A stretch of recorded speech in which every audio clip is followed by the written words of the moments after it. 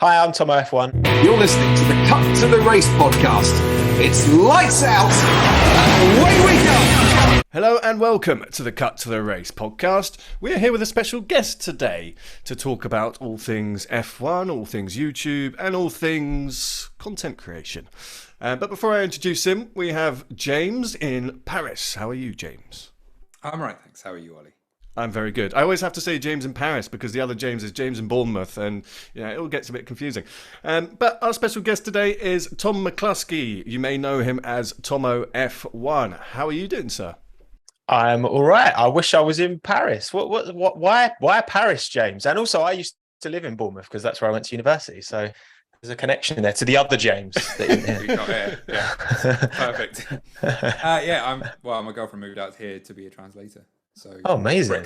Brexit basically forced my hand, and now I'm plugging my way through with a bit of French, and yeah. Love that. Allez le bleu and all that, right? But no, I'm good. Thanks for having me, boys. It's a pleasure to be here. No worries. So we thought we would have you on. Obviously, for our fans who don't know who you are, do you want to just give a 10-second overview of yourself? I started making F1 YouTube videos in 2019, and one kind of caught the algorithm. I like to talk about the sport just as I would about chatting to my mates about sport at the pub. And yeah, grown up, pretty big channel now. So full-time, happy days, and here to talk about F1. That's it. Now, you're being a bit modest here. When you say one caught the algorithm, you're looking at a few million views here. It's not just the old 1,000 here, 2,000 there. You've got a massive following, haven't you? Yeah, I mean, it all had to start with that one video. There was a video I did about rich energy, got some rich energy with the Red Bull taste test. That was the video that caught the algorithm first. Because I'd been making YouTube videos for years. Like I'd been doing football content for over 4 years, and I'd amassed about 400 subscribers. So I know what it's like to create content for an audience that isn't there. So I'm extra appreciative of the following I've got now. So it's been a long grind. I've got to be honest. What is it about Rich Energy, right? He did some amazing things for us as well, that man. Once you jump on the Rich Energy algorithm, nowadays it wouldn't do you very well. Powerful thing. Yeah, exactly. So it was just that one video. Yeah. Yes. Pretty much was 0 to 100. Yeah, exactly. I looked back, I think after I'd hit about 10K, because I went from, I did about 10K in like a month when it did kick off. And that was that real initial kind of spike. But I'd made like 7 videos. My first 7 videos within the first like 7 months had got about 150 views between them. And that included one that is now over 100K, which is a video about Rocket, who were Williams' title sponsor, and that rich energy video. So those videos were clearly good videos, because since then they've got good viewership relative to the others. But yeah, they just weren't getting picked up. They weren't getting served recommended, which is a whole extra part of the YouTube game. Because I've always loved YouTube. I've always watched it a lot. And I've got into making YouTube videos in a big part just because I wanted to learn how to make videos. And I've always done graphic design. I wanted to learn how to do that side of things, more motion stuff. But actually understanding and learning how to get your stuff viewed, even if it's really good, that's a whole separate kind of challenge in itself. But it all comes down to that one video. Comes down to it. I think you and me could become best friends, because I'm that guy who sits, right? We'll make a podcast like this, and then I'll sit for a few days now looking at meta tags, descriptions, all the different keywords that you could use. And making the content is literally, well, it can be 10% of the whole thing. I mean, talk about your video editing though, because you've got some skills there, but you didn't do it at uni. You didn't learn this, so you're self-taught, I believe. Yeah, so at uni I actually did product design, because I wanted to, it was a bit everything, and there was the kind of graphic side and the engineering side. I did initially want to go into, I did motorsport engineering at college, so I wanted to be a race car engineer, and then I quickly decided that it was more the theory that I liked, so I got into my product design course through that, and then ended up going down the graphic design route. So yeah, that I worked as, when did I graduated at 2015, and then I basically worked in various kind of graphic design, did a bit of photography, kind of for a lot of kind of e-commerce websites, And I guess, yeah, having that background in graphic design, I think gives me quite a good eye for what I like. And basically the editing is just taking those graphics, because like yesterday for this week's video, I spent pretty much all day just doing graphics in Photoshop that I will then use in my next video. And then it's just basically making the graphics and then just making them move so they look pretty and engaging. And that's basically it. So it's kind of, I had that basis there, which I'd cultivated over kind of a good few years of work in industry, and then just, yeah, been able to apply that to my channel. So you said that you only started in 2019. I think we started about the same time, James. Is this it now? Are you set on your path? Right, I'm sticking with motorsport this time, or are you going to go play back with football and a little bit of other bits?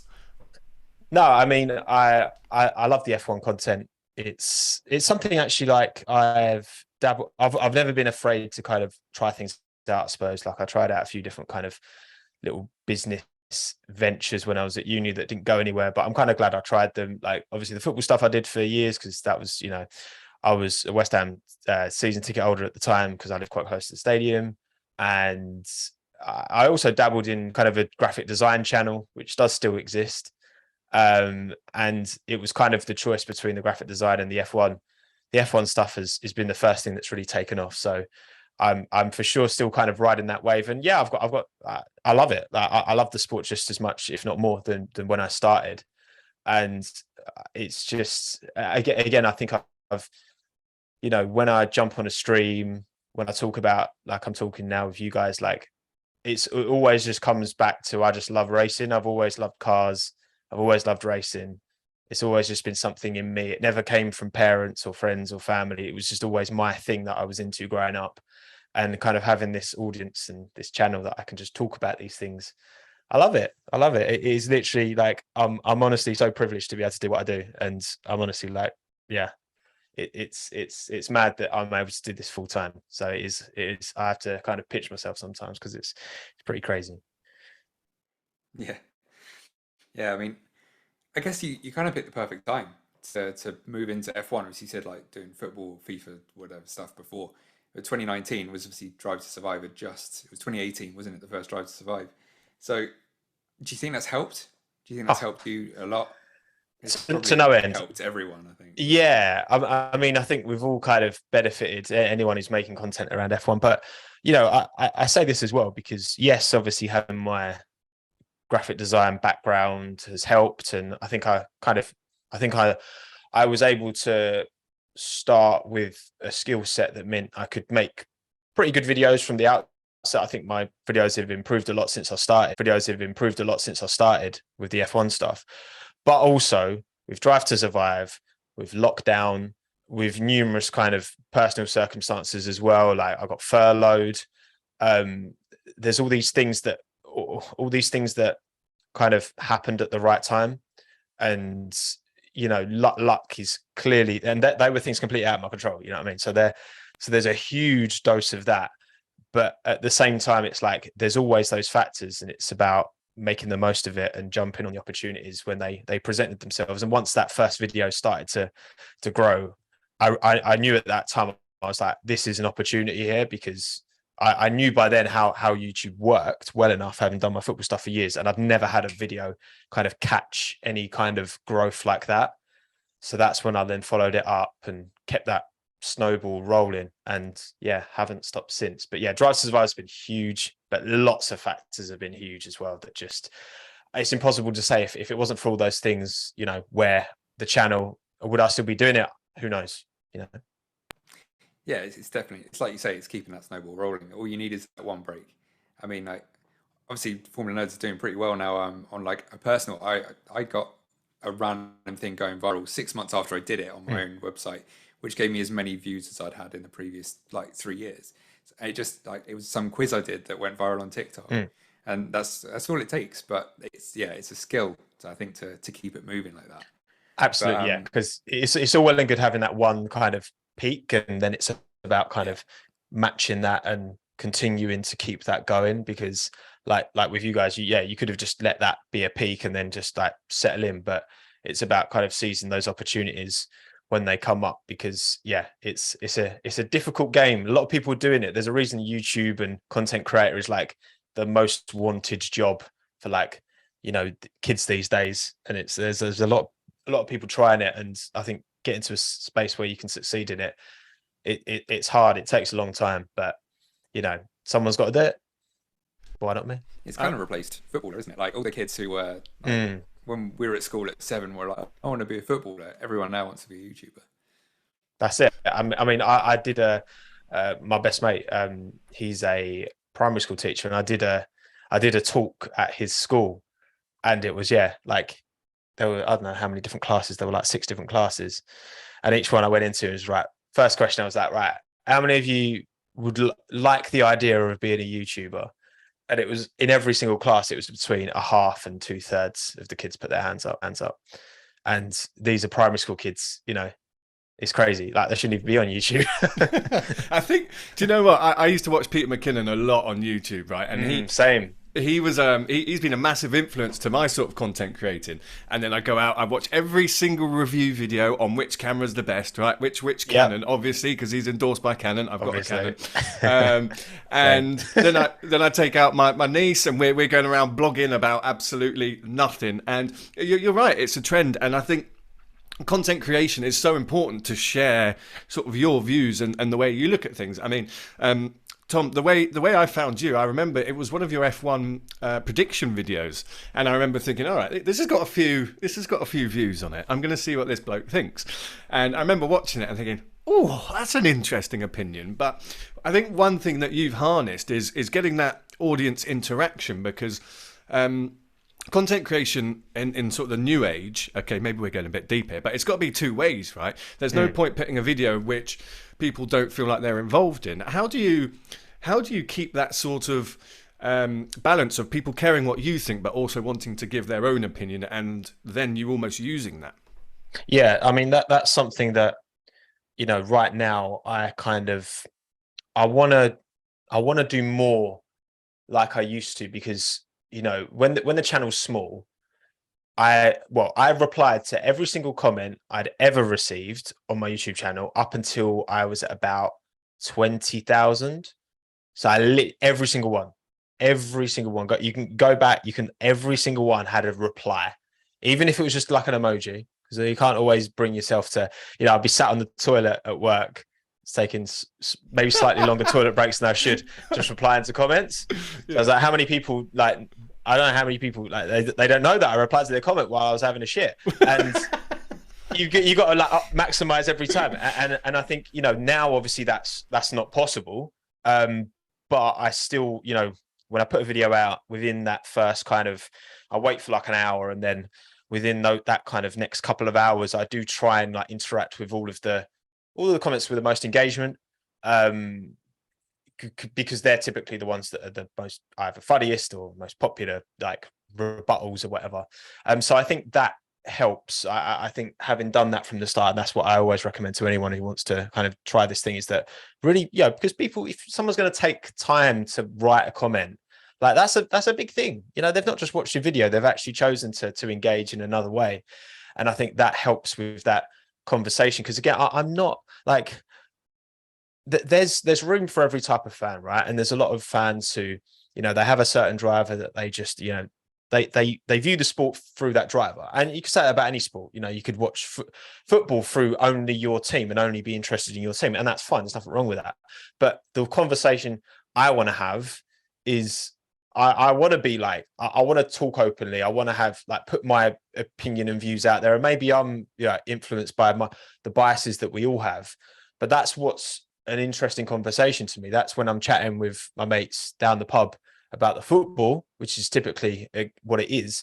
I'm not just defending West Ham all the time, because, well, I mean, especially right now, we're terrible. So it's like, that's not the interesting conversation to me. It's not about, scratching Alex Albon's back all the time. It's about just like being honest and changing my opinion on people as well, because that's normal. Like, people with, social media makes you scared of changing your perspective on someone. Like Fernando Alonso, when he came back, I was just like, oh, I don't think he's going to be very good. Yeah, I don't like the way I don't like the way he conducts himself in the past, and he's proven me wrong. And I'm happy to admit that, because that's normal. Like, I'm not just going to say, like, because that's a real conversation. as far as I'm concerned. Yeah, I mean, I'm just looking at one of your uploads, right, and I remember seeing it at the time. Is Lando Norris just another rich pay driver?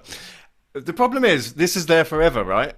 How do you then go back and change that? And when you've changed your opinion, I'm sorry, what was your outcome of that video? Do you think he was just another rich pay driver? No. So that one comes from, because obviously I've read a lot of articles, and I have since then. Lando got a lot of legs up coming through. Don't get it twisted. Yeah, his dad's a multimillionaire. He got a lot of. I've spoken to even drivers since who were around Lando during that period, and he did get a lot of opportunities.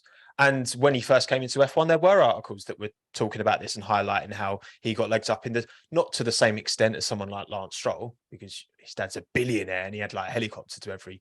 But then, a lot of these drivers come from privileged backgrounds, and it's kind of challenging the whole kind of pay driver. When's a pay driver not a pay driver? You have to be, even someone from as humble beginnings as, Esteban Ocon or Lewis Hamilton, they still had to rely on being picked up by McLaren and Renault respectively to further their careers. Like, you still have to have things in place from a financial point of view to get you there. So again, the Lando example was that he had all these privileges growing up, but also he was bloody quick, and he was quicker than anyone else. And those privileges enabled him to get as good as he is. So would you call, someone like Michael Schumacher, who was supported by Mercedes and they paid for a seat of Jordan, a pay driver? Well, again, so that's, and, the title did the job. Yeah, so you're literally putting the feelers out there, and then you're actually getting into the content and talking about it. Yeah, because I think, again, like, people were genuinely asking that question. How, if you're going to call Lando a pay driver, well, would you call everyone a pay driver? Who's a pay driver? Who's not a pay driver? That whole topic is a very kind of, because the sport is founded on pay drivers. Let's be honest, right? Back in the 50s, when it was all very, very old, very, very rich blokes. Like, that's just the way the sports. I mean, if you think pay drivers are bad now, go back to the 90s and look at how many drivers raced for like a season and how many people were in and out and paying for their seats. Like, it's mad. So again, it's just it's a conversation point. It's an interesting conversation and I wanted to put my view out there and see what people think and see how people respond to that. And that's kind of what I'm aiming to do, really. Yeah, it's so hard to judge them coming through, isn't it? Because, I mean, you've seen so many people be accused of being a pay driver, but then it's all about, like, someone can win F2, but if the competition wasn't that great that year, there's no way of really knowing as it comes through. And there's so many drivers who've kind of flattered to deceive, kind of when they've actually got to F1. You see Van Dorn, everyone thought he was going to be the next coming, but it turned out that whole generation just wasn't quite there, because it was him, Jolyon Palmer, and they all did okay, but ultimately kind of fell flat. Whereas it looks now like this generation with George and Lando and Alex, I mean, there's three of them there who seem to be the real deal. Yeah, and that's the difficulty with F1. There's so many factors, like Van Dorn, like you say, he was against Fernando Alonso. So it's like, to come in as a rookie and be alongside Fernando, that is a huge, because he's destroyed so many careers. You know what I mean? Like, you look at how far ahead he was of Felipe Massa when they were at Ferrari together. You look at, there's so many examples of, and you look at a sport like football and you think, oh, it should be more about, yes, it's a team sport, but ultimately all the individuals, if you're good enough, you should be able to shine as an individual. Yet you still have players who have bad form, good form, and they're just kicking a ball about. We're trying to formulate opinions on these human beings that are sat in these machines that have different engines, different aero setups, different like teams around them. Like, it's nigh on impossible to, I think it is impossible to get a factual 100% like who's better than someone else. Like, you see, if you look at like F1 esports, like racing esports, that's in that area, you can be like, right, everything is identical. But even in spec series, even in F2, in Formula E, the cars aren't all set up the same. So it's so hard to actually distinguish who is good, who is bad, who's in good form, who's bad form. And that's why the conversation will always carry on. You know what I mean? Which is what I'm here to talk about, because I enjoy it. How have you found it? I mean, we're obviously, there's a podcast, there's three of us here. We're bouncing off each other. How have you found it doing it on your own so far? Yeah, it's kind of because I've done a few. I've got like talking points that I do with like Aldas and Hayden and Matt, which is fun. But my kind of live streams, my pre-race, my post-race, like just me with the camera. But again, I suppose I'm so used to it now. I'm so used to sitting on my own, like seeing the chat, essentially that kind of streamer like lifestyle of actually being on your own, but kind of having some kind of one-sided conversation. But then there is that response as well. So I don't know. It's something I've been doing because I've been making videos for so long. It just, it's just kind of second nature now. And I love having people on, but sometimes I do, sometimes I prefer it just to be me. And then I can just, because I think a lot of the time, and I'll put questions out on Twitter, or I'll ask questions in my live stream, because I want to hear these different perspectives, because I don't want to just be sat in my own little echo chamber head and be like, oh, everything I think is right there's plenty of times where I've looked at instances and at first glimpse I've been like, oh, that's their fault. And then I've looked back and been like, oh, actually, maybe it's not. And then I've heard different perspectives from different people who are more educated, like actual racing drivers, for example.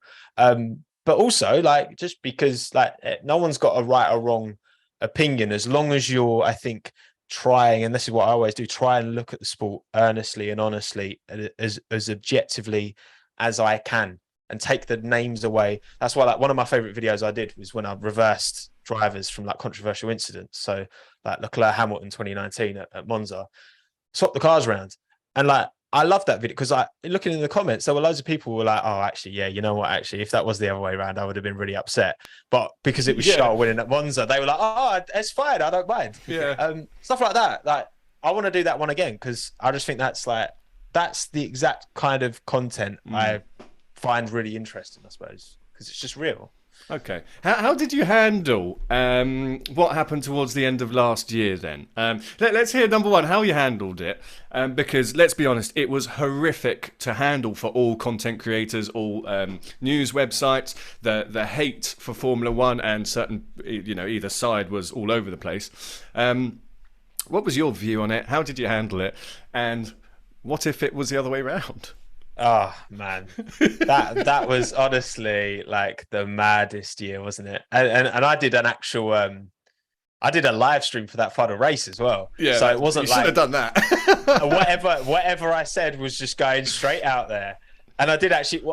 I said something along the lines of like, they've like fabricated this or something. I said something. You said like it before that. Lewis said it. Yeah.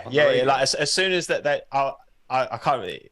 It will be in the live stream. The live stream's still up, and I said something along those lines. Look, I think last year was, we'll look back on the battle, because obviously all the focus is on Abu Dhabi, right? And that's this kind of separate conversation. I think the 2021 season as a whole was absolutely incredible. Like, there was stuff going on throughout the season. You thought Verstappen had checked out and carried away, and then some bad luck unfolds, and then the momentum shifts, and I think you've got Verstappen.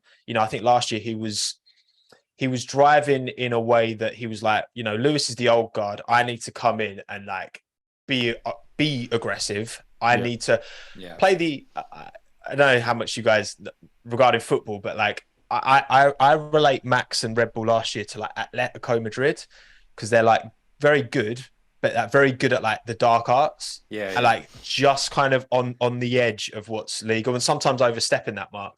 And I think that was the approach that Max and Red Bull took last year. Obviously, Diego Simeone and Christian Horner. This is what I mean. Yeah, I that's the best kind of way I feel like you look at it, because there was so much going on. There was obviously a lot of discourse online, and it's always going to descend into tribal argument. Look, there's instances where Max was clearly clearly at fault. I mean, come on, that Saudi Arabia race when he was just he's just driving like Max, like obviously, like I don't even need to I don't need to be in a discourse for that. You know, I'm not one to sit here and tell people what to think, but that was clearly like on Max. That was stupid, right? But then there's other like Silverstone where I do think, you know, Lewis was more at fault for that, and you know, some people say, "Oh, you're just flip-flopping. You're just trying to please both sides." But actually, in my opinion, if you try and please both sides, you actually end up annoying more people. Like I would have a happier online life if I just picked a lane and stuck in it. I mean, yeah, oh God, you've just reminded me of some of the dramas from last year. I watched back, Sky did an awesome documentary on I can't remember what they called it now. I'll edit that in. But it was a two-parter, the Duel or whatever it was called. But there was so much action last year that you've literally forgotten what happened 2 weeks ago by the following 2 weeks. But as you said, leading into the final race, I'm gonna dig at it one more time. What on earth happened? And Massey, the safety car. I mean, was this right for F1 in your opinion, Tom? It was one of them that, you know, the entertainment value was there. Massey, you know, there'd been the conversations beforehand, always try and finish the race under like green flags. There's a conscious want, even if it means kind of, you know, doing what you can to finish the race under green flags. The problem is when it's the championship decider, when it's all come down on the same number of points, when it all comes down to that, you have to go by the absolute letter of the law. And, you know, the way that Massey officiated that final race in terms of this, like, it wasn't what's written in the law. So Lewis is right to feel begrudged. He's right to feel that if that had been followed to the letter, then he would have won the world championship. He would have won number 8.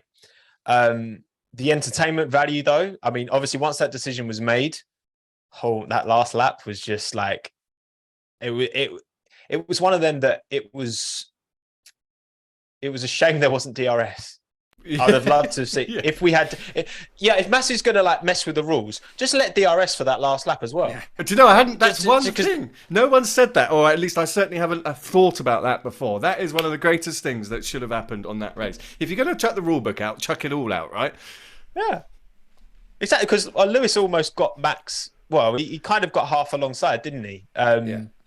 And he obviously like forced Max to kind of take the corner. If you'd have had DRS as well, that would have given Lewis a chance to actually fight back. Because it's one of them as well. What would Max have done at the last corner? We've taken him off probably. Oh God, I just said something. That would have been. No, but that's the thing, and that's why it's so like, because obviously if they'd have both DNF'd out of that race, then Max would have won the title, right? Yeah. Because he had more wins, or countback or whatever. Yeah. So. Look, I think, again, we've seen titles take off drivers for maliciously taking out someone. Look, I think that Max was on Michael Schumacher. We've seen that in the past, and it's like, I don't know. I just think that it's you know what, I get it. I get why so many Hamilton fans can't refuse to kind of let it go. I really do. I really understand it because, you know, with the letter of the law, you know, that's and we see this in lots of sports when there's like dodgy officiating decisions, but this was a more kind of, I don't think Massey, like, you know, people talk about he's a Red Bull sleeper agent or whatever, and it's like, no, I just think Massey wanted to finish that race under greens and, you know, wanted to give us a final lap dash. We saw how good that was at Baku when we got that kind of last couple of lap sprint at the end, how exciting that was, and prioritize that over the kind of fairness of sport. Because look, if Latifi doesn't, you know, there's so many factors that had to fall into place. In the same way that at Monza last year, the chance of them two, because you had a 7-second pit stop for one and an 11-second for other. The chance of them two meeting on that corner is so infinitely small, yet it still happened. And the chance of Max's car going on top, exactly. Come on, you know, exactly. Well said. I mean, like you're saying, comparing it to football, it was kind of like the Man City United 2011-12. If they'd been given a penalty instead of Aguero scoring. That's the kind of the equivalent. Like it was ridiculous. Like if you watch a movie, you'd be like, it's stupid. This would never happen. It was unbelievable. I think Pinkham, I think it was Pinkham said, if a Hollywood scriptwriter put this in front of you, you'd throw it out for being too ridiculous, which was true. But it was, I put it down as one of the greatest F1 seasons of all time last year. Oh, easy. And that's, I think, something to look, what happened. And, you know, whether you're a Lewis fan who's still really upset, which again, I completely understand, but, you know, the whole season, and there were so many stories throughout the grid, but obviously particularly having this kind of head-to-heads, you know, when we've had championships, you know, I watched the 2010 finale back, right, where you had 4 drivers potentially winning it. Boring race, right? Seb won his first then. It was a really boring race. I think the whole kind of the build-up, it's kind of like a boxing match, wasn't it? It was all this build-up beforehand, because you've just got these 2 drivers from 2 different teams. You've got the 2 team principals going at each other. You've got these 2 camps, and that really kind of split, I think, a lot of people, and you had to kind of be like one side or the other. And I just refused to affiliate. I refused to like go about like, I disagree with some stuff, a lot of the moves that Max pulled last year, but I'm not going to like blindly just go to one side or the other, because again, that's not what it's about. But that cultivated that kind of thing amongst the fan base. So yeah, it's just one of them that I think we'll look back in time, and I hope Lewis gets number 8. I really do want him to get number 8, and I hope he does, because then I think if he does, then I think everyone can maybe look back on 2021 and enjoy it a bit more for what it was, because there was so much stress and anxiety, and particularly if you exist on the online world, a lot of toxicity around it. But actually, it was an incredible season. Yeah, absolutely. And I mean, one thing we had to look forward to going into this year was the new regs, new ways of racing, hopefully closer racing.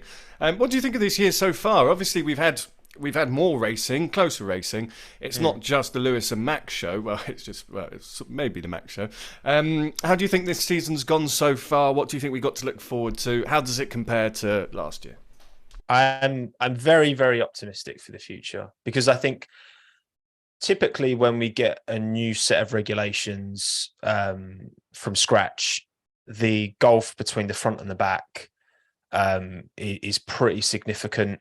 I think considering this is a new set of regs, I think with the cost cap and the sliding development scale, that stuff's going to take time to have an effect. So you can't expect that to have an effect this year or even next year. It's going to, you know, that's going to be something that's going to be, we're going to see reap the rewards in 5-6 years time.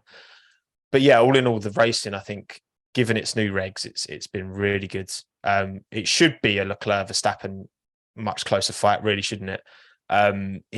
If you had the level of competence from a strategy point of view that you do at Red Bull, at Ferrari, because both cars have suffered with a little bit of, and I don't blame Ferrari for developing an engine that can go pop, because with these engine regs being frozen, you can bring updates that are reliability focused, but you can't bring performance updates. So it makes sense to develop a nuke that might blow up every now and then. Yeah.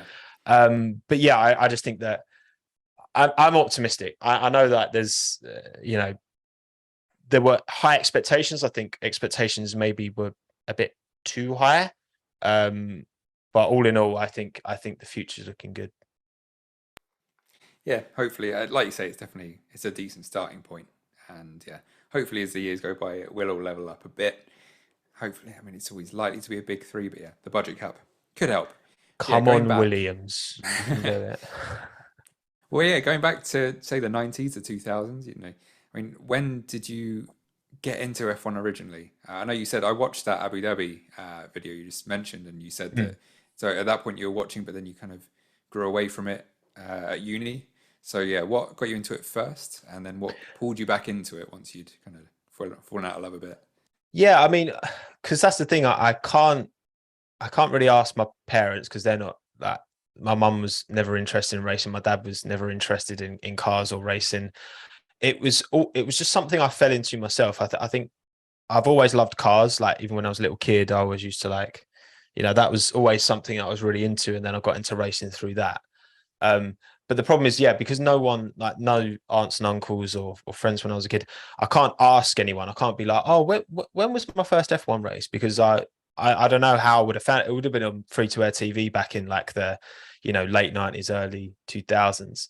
But the earliest kind of car memory I have is that kind of Hakkinen West McLaren, him versus Schumacher, kind of 1999 kind of time, when he won his second title. So that's kind of my earliest.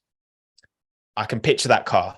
I can picture that clear as day. But in terms of like what race and all that, I don't know. And again, like going through school, like it was always something I followed. But again, because I didn't have anyone to really watch it with, like it was something I'd stick on at the weekend. When my dad wasn't watching the telly, I'd stick on racing, be that touring cars or F1 usually, or rally or whatever. So I always watched a lot of different motorsports growing up. And yeah, kind of when I went away to university, I kind of, fell away from following sport really entirely over that period. And then I was in Bournemouth when they were in League One, and it was like the year before I left, the year before they got promoted to Premier League, I think. And yeah, I always had sports that I followed, but I never had the facility, obviously, especially once it went behind a paywall, to really watch the races once, after uni. But then I started following it more and more and more and more and more. And then gradually I was like, that was kind of overtaking football as my number one focus at the weekends. So I was like, maybe I should make a YouTube channel talking about it. And here we are. There you go. Yeah, I mean, it's funny you say that because it was pretty much the same for me. I mean, similar age. And yeah, when I was a kid and I followed it, so my dad was into it, so I could watch with him. But I didn't have any friends who cared about F1.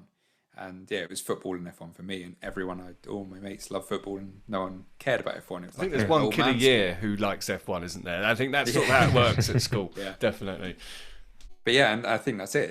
It's again shows what Drive to Survive's done for like it as a whole community. Obviously, like Bernie leaving and Liberty coming in, the online presence has just blown it up completely. And yeah, all the better for you for it. Well, yeah, and again, no, I think that's why, like, you guys are doing so well in what you're doing. I've done well in what I'm doing, is because, it is still, yes, it's more popular now, but it's still a bit of a niche sport. And I think so many people, I see it in my comments, especially when I used to reply to all of them, they're like, oh, like I didn't know there was anyone talking about Formula One like on YouTube, which is really accessible, and anyone can just type in youtube.com on their phone and watch someone talk about racing, which they can't necessarily in their kind of real day-to-day lives. So I think that's why the F1, I think why that fan base has been quite receptive to content creators in the F1 space, not just me, not just you guys, just to everyone who's doing their thing. Because I think, yeah, it has got that kind of niche, and maybe you don't have people in real life you can talk to about it, but here we are. We're here. Exactly. So you've been doing this for about 3 years, like you said. Before we talk about what's next for you, Tom, what's been your number one highlight moment working in this crazy world of F1? What would you say, wow, I will never forget that? Ooh, that's a good question. Because I have had some really cool opportunities. Okay, should we say top three then? should we help you out? No, so it's more just, so for example, I went with my now wife, went to Canada for the Grand Prix earlier this year. And that was really cool because I'd arranged a meet up beforehand to film a video. I fucked up the recording, so the video didn't really come out like I wanted it to. But regardless, it was so nice. Like I met so many people. Like I kind of chose a little area, and there was like I probably spoke to about 100 people kind of total, which was like really cool because it's like having that. Yeah, that it kind of breaks that wall down, I suppose, a bit, and it's just nice to kind of meet the range as well of different types of people, old, young, male, female, whoever, like from all different backgrounds, walks of life, and a lot of obviously in the States as well, because I think my US audience is now bigger than my UK audience as well. So, and there were a lot of Americans who'd taken the trip up to Montreal for the race, so that was really cool. You know what? Like, honestly, the biggest thing is that, and before, back when YouTube was just a hobby, my ambition was always just in working life was to have freedom to work for myself, to do my own thing. I was always, maybe I'll set up like a design consultancy, like an agency, and do it that way and take on kind of ad hoc projects and employ people, blah, blah, blah. But I think that this what was a hobby and has now become my job. Like, it's given me that freedom, that flexibility that I've always craved and always wanted in life. So by far and away, above any like meeting people or any of that, like having that sense of kind of freedom, that work-life freedom, has been, like by far and away the best thing. Like I could happily do this at this level. If you could say, right, you can do this for the rest of your life at this level, I'd be like, cool, I'm happy with that. So, but you're a bit like me. You're not going to do that, are you? You're going to start new projects, try new things, because I think you said earlier on, if you're not growing, you're sinking, or along those lines. So, what is next? I believe you're starting a podcast. Do you want to tell us about that? Yeah. So I've always kind of, again, I said this earlier, I've never been afraid to kind of give things a go. And, I feel like you miss 100% the shots you don't take. So I've always wanted, I don't know if if you've heard of a guy called True Geordie, Brian, but he has a live. Yes, exactly. And he's got a live football watch along show that he's been doing for years. And obviously I used to, that the football space is what I used to be in. And I've met Brian a few times through that. And as soon as the F1 stuff started, I was like, I really want my version, basically. My kind of equivalent in the F1 space, like a high production race kind of watch along show with guests, because just the vibe that Brian captures with the kickoff is exactly the kind of vibe that I've always wanted to capture in my videos, be that football, be that F1, whatever it is, where it's just a bunch of people, different levels of expertise and affiliation, and everyone's a fan, and everyone's like, you've got this, all these different opinions coming together. Sometimes you agree, sometimes you disagree. And that's what the last lap, which is the new kind of, so it's primarily kind of a race watch along stream. But it's me and Niram working with a production company to bring it to life and make it a sustainable kind of thing on its own. It's something I've always wanted. I think part of the reason I haven't done that on kind of my own channel is because I like the intimacy of what I've got with my channel, I think, because it is just me and the audience, and the live streams, it's just me and the audience, and it's kind of a bit more of a one-to-one thing. But yeah, this live show format is always something I've wanted. So from Spa, from this weekend, we're going to be doing the first one, which I'm absolutely buzzing for. So yeah, it's going to be fun. And then, there'll be a kind of podcast attached to that, which again, will all get kind of recorded on that Sunday. And then we'll kind of drip feeds, kind of content out across the week. So it'll be a full channel on its own. And it's exciting. And then I still got like talking points that I just, me, Matt, Hayden, Aldas, just me and my mates just chatting about F1, which that's still like, that's super chill. Like that's kind of a similar vibe, but this is the more high production thing that, again, I think, deserves its own thing. And I'm confident it's going to do well, because I've got a lot of desire to make it achieve and succeed. So we'll see. So for our audience with more age, I was trying to think of a polite way to put that, and I failed miserably. How does a watch along work? Right, obviously you're watching your stream. You've got the F1 on your TV or something. Do you mute your TV? How does this work? Just put it into perspective for someone who may not be of Gen X or Gen Z. Cool. Yeah. So I think it's something you look on the face of it and be like, oh, why don't you just watch it yourself? Like, why are you blah blah blah? I think the idea of a watch along and why it works with sport, and I'm not just going to say F1 here, just a sport watch along is, well, obviously you've got a paywall that a lot of times it's hidden behind. So you know, when people listen to football on the radio or whatever, right? You're not seeing the game, you're just hearing someone talk about it. That's kind of a similar thing, because they're just telling you what's going on. But I think what's nice about a watch along is that, yeah, you've got this kind of group, this community. Say you're at home watching the race on your own, or you don't have anyone else to watch it with. You know, don't get me wrong, we're not. It's unlikely to cater to, you know, big groups where everyone's together watching. They're not going to, you know, they're having their own kind of watch along, and all of the discourse you have when you're watching a sporting event with other people is what, you know, will be captured on that. And it means that, yeah, if you're watching on your own, you can maybe, you know, have the race on one screen and us on the other, and you'll hear our reactions, you react yourself, and it kind of makes you feel part of that experience. And then also, obviously, when you are capturing that live, then say there is a particularly exciting incident, or something happens, or there's something contentious and there's a debate there, you can then capture that and put it out afterwards. You know, you always get post-race podcasts, post-race videos, which talk about what happened in the race.